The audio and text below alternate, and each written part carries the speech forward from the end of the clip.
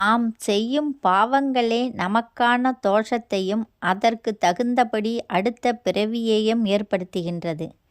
இதில் சில தோஷங்கள் எவ்வாறு ஏற்படுகிறது என்று பார்த்தால், நெடு நாட்களாக திருமணம் தடைப்பட்டு வருவது, திருமணம் ஆகியும் குழந்தை பிறக்காமல் இருந்தால் அதற்கு காரணமான சர்ப்பதோஷம் இருக்கும்.